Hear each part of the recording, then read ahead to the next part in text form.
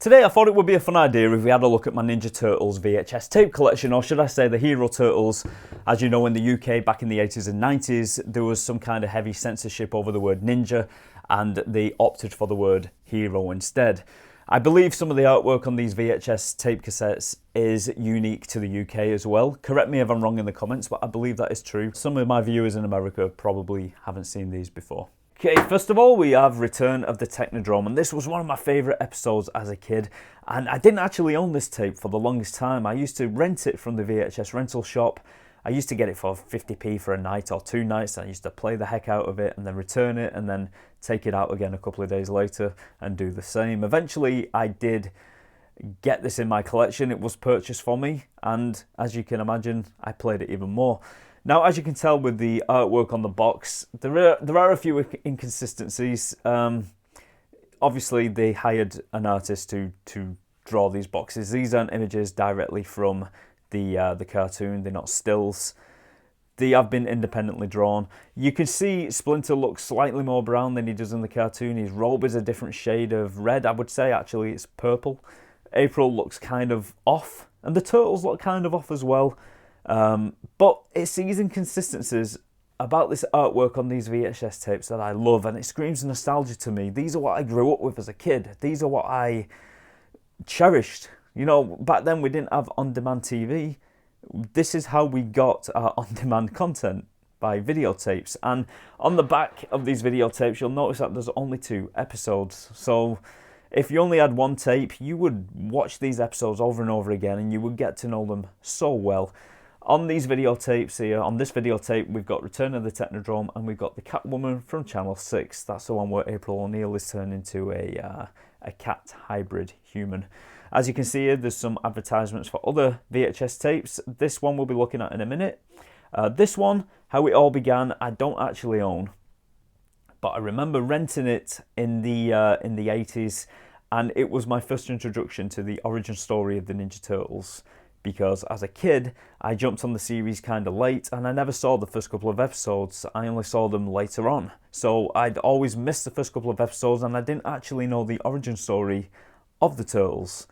But when I rented this videotape, that is where I learned, and it's so iconic, isn't it? That image on the front cover is iconic.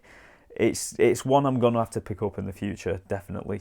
Next, we have Attack of the Big Mac, and I remember in the 80s and 90s, I used to love the short circuit movies, and I'm pretty sure that Mac, the robot on the front here, is based off Johnny 5. I'm pretty sure about that. Like, it's not a fact. I'm not saying that's a fact, but I'm pretty sure that this robot is based off number Johnny 5. He just shows a lot of resemblance, and considering them films were popular when these cartoons were coming out, I can imagine that is what actually happened. And as you can see, we've got Krang on the cover here, the Technodrome in the back, which isn't very detailed, but you know what it is. And once again, there's a few inconsistencies with the artwork, but like I said, that's what I like about these tapes. As you turn it around, we have Raphael here, some more advertisements for the other videotapes, Attack of the Big Mac episode description, and Turtles at the Earth Core, where I believe they went into the Earth's core and they actually met a prehistoric land. They came in contact with a prehistoric land and had an adventure with some dinosaurs whilst Shredder and Krang were trying to steal a crystal, I believe, that powered the world, and they wanted it, of course, for the Technodrome, which was the plot point for many of these cartoons, was Krang and Shredder trying to raise the Technodrome again and get some kind of power source for it. Next, we have Invasion of the Punk Frogs. And straight away, the artwork on here is great, but you'll notice they're riding on this bike here. And as a kid, I never noticed that this bike is actually a toy that was brought out by Playmates, and I actually own it. I'll put a clip in here of that toy so you can see what it is. I never noticed as a kid that this was a toy that was used in the artwork. I just thought they were riding on a bike. But it's quite cool to see that they included the toy in this artwork. I'm not sure whether that was intentional, whether it was to sell more toys or not, or whether the artist just knew of this toy and just drew it in. I'm not 100% sure, but it is cool to see it there. On the back here, we've got the episode description for the Invasion of the Punk Frogs. I remember this episode so well, where Shredder takes some frogs from a Florida swamp and he mutates them and convinces them that the turtles are the enemy. And one thing I liked about this episode was that Shredder actually took off his mask as part of a disguise, and you saw what he actually looked like under the mask. Now, I know that you saw his real identity in the origin story episode, but like I said, I didn't see that as a kid, so seeing Shredder without his mask was a big deal at the time. And then we have this extra episode, New York's Shiniest, which was about a robot called Rex 1, and I believe, just like they took inspiration from Johnny Five, it's my opinion, my belief that they took inspiration from RoboCop for this character because he shared a lot of resemblances with RoboCop, and I'm pretty sure they took inspiration from that movie.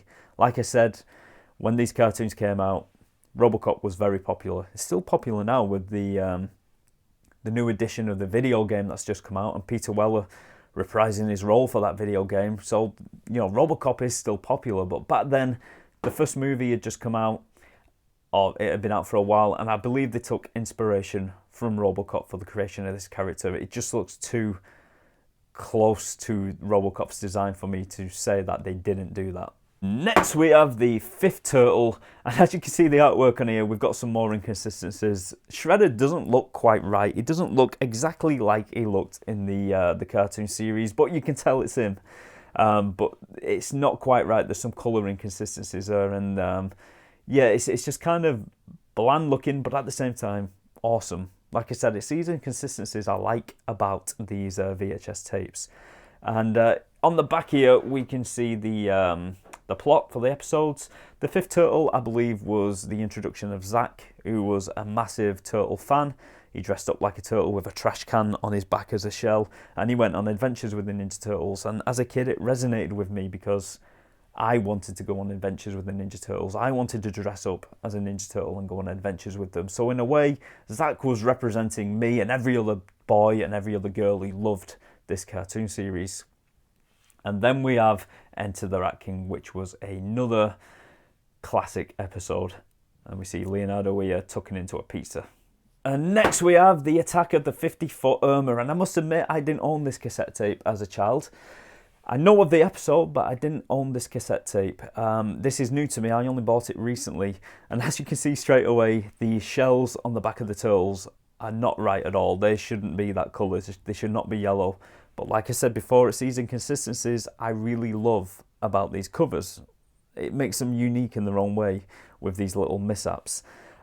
This episode I remember quite well, where Irma is blown up in size to 50 foot. And I remember a scene where the turtles are trying to shrink her down by making it eat some concoction that they mixed into some ice cream that they put in a cement mixer. And I always remember thinking, how cool would it be to eat a cement mixer full of ice cream, obviously without the cement. But yeah, the back of the box is a little bit lackluster with just a description. We've got turtles on trial, as well as Irma, the 50-foot Irma episode. Yeah, a little bit lackluster on the back. Got these inconsistencies on the front, which, like I said, I kind of like. Next, we have the case of the killer pizzas. And I remember watching this episode with these creatures here, what were born from these eggs that were put on these pizzas. They were passed off as meatballs and they grew into these creatures. I remember thinking, even at the time, that these creatures reminded me of xenomorphs from the Alien franchise. I know I probably shouldn't have been watching those movies as a kid, but, in the 80s and 90s, who didn't? But I remember these really reminding me of the xenomorphs, just like the Rex 1 reminded me of RoboCop, Mac reminded me of Johnny Five. This reminded me of the xenomorphs, definitely, and I think that is where they took the inspiration. Like I said, it's not a fact, but that's where I believe the inspiration came from. And on the back cover here, we have the extra episode of Enter the Fly, and the artwork on the back is a little bit lackluster. You get a bit of a better look at this this alien creature here, which is in the pizza. Definitely a xenomorph kind of character, I think. Then we have the Sewer Hero collection, which I'm going to show you as one, because these are kind of like one item. They were released as a 4-part collection. They were called the Sewer Heroes series, and they brought 4 out. And each tape, as you can see, had their own unique Ninja Turtle on the front. You had Raphael, Michelangelo, Donatello, and Leonardo. And I just fell in love with these straight away when I saw them on the shelves when I was a kid, and I had to have them. And I was very lucky that my grandmother at the time, who I was with, let me have them. and I've kept them ever since. I absolutely love the artwork on these boxes, and these are the only original VHS tapes that I actually own from my childhood. A lot of these tapes that I've already shown you I have purchased since. Like I said, the 50-foot Irma one I didn't own at the time, but the others I did. And these ones are my original ones because I couldn't part with them. I just love the cover art so much. I did learn later on that they did a series called I think they were called the Villain series, the Sewer Villain series, I think they were called. And they had a villain on each box instead of a hero. I think they were only available in America, so I never saw them in the UK. I may be wrong about that, but I think they were only available in America, and I am looking to pick them up someday, but they are quite expensive.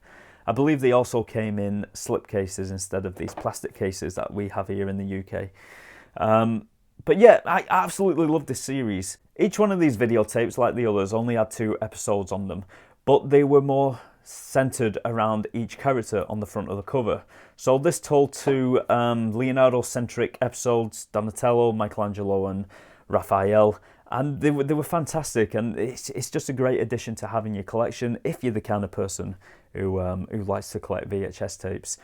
I, for one, collect these for nostalgia reasons. They look great. If you're a Ninja Turtle fan, these will look great on your shelf, especially if you have the villain line as well, which I don't have, but I hope to have one day. So first of all, we have Raphael meets his match, and as you can tell, the artwork on these are absolutely beautiful. That's one thing I love about them. This is the episode where he meets Mona Lisa, the mutated lizard, who only appeared in this one cartoon, I believe. It would have been great to see her reoccurring in some of the other episodes, but she never did appear again. And also on this episode, we get Raphael knocks him dead. And we got the advertisements for the other cassette tapes in the series as well. And next we have Leonardo Lightens Up, and that is the name of one of the episodes on this set. But I must admit, it's the side episode I like better, Leonardo versus Tempestra. It's an absolutely brilliant episode, this one. I remember loving it as a kid, and it's up there with some of my favourite episodes of the series. And it's just fantastic. It's about some kind of evil sorceress witch kind of character who's trapped in a video game, and Leonardo frees her by getting to the highest level of the game, and then he discovers that she's like some kind of evil entity that they have to somehow defeat. It's a really good episode, and I really did enjoy that one. And next we have Donatello's Decree, same again with the purple design choice on the front. And then we have the extra episode of Donatello Makes Time. As a kid, I didn't like Donatello. As an adult, he's kind of grown on me. I think as a kid, I really liked Raphael because he was the funny one. He was the one who cracked jokes. He wasn't the hothead, angry one like we all know him now. In the 1987 series, obviously, they couldn't really do that, and they made him the one who was funny, the comic relief. He was somewhat similar to Michelangelo in many ways, but Michelangelo was always at the brunt of his jokes. And then we have Michelangelo in Michelangelo Meets Bugman with the orange design. Really attractive covers, these ones. I really do like them.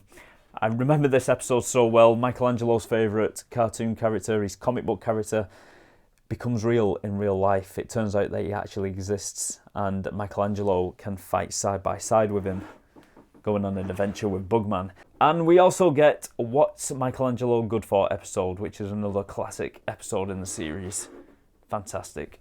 So I hope you enjoyed this trip down memory lane, looking at some of the more unique covers from the UK VHS release of the Ninja Turtles or Hero Turtles. I really find them interesting. Like I said, for me, it feeds a lot of nostalgia to me. If you're in America and you've never seen these covers here, I hope you enjoyed this video today, and I'm going to look at some of the different covers that we got in the VHS tapes over here. I know collecting VHS tapes might seem a bit strange to some people. It actually seems a bit strange to me, but the artwork on these VHS tapes you don't really see anywhere else. I'm not actually that interested in the actual VHS tape because I don't have a VHS player, and I have no intention of watching them because I've got them all on DVD. But I have contemplated actually taking the covers out of the box and framing them. I don't know yet whether I'm going to do that. I don't know if I've probably just display them like this. I'm not sure yet, but that is something I've thought about. When I think about all the VHS tapes I threw away in the late 90s because I moved over to DVD, I kind of kick myself sometimes because some of the artwork on them VHS boxes were very unique, and you don't really see it on the DVD releases or the Blu-ray releases. They are very unique to when they were released on VHS. I had some Nightmare on Elm Street VHS tapes, what were ex-rental, and the artwork on those were hand-drawn. And I'm pretty sure you don't see them on a lot of the DVD releases, or if you do, it's kind of been shrunken down, maybe. It's not quite the same, and I wish I'd have kept those VHS tapes. And like I said, there are some that I am contemplating collecting again, just for the artwork. But if you are collecting VHS tapes, they do quickly take up a lot of space, as you can tell. So it is one option to maybe frame the artwork in these. I'm just not sure whether I can do it, because it is also nice to see them in the boxes, because that's where a lot of the nostalgia comes from. But we'll see. I might take a few out and frame them and just see how it looks and then make my decision. If you liked today's episode, please consider leaving me a like. And if you too collect VHS tapes, leave me a comment in the comment section and tell me which franchises you like to collect. Which VHS tapes have you collected because the cover art isn't quite the same as it is on the DVD cover art? I'd love to know. Until next time, I'll see you very soon. Bye-bye.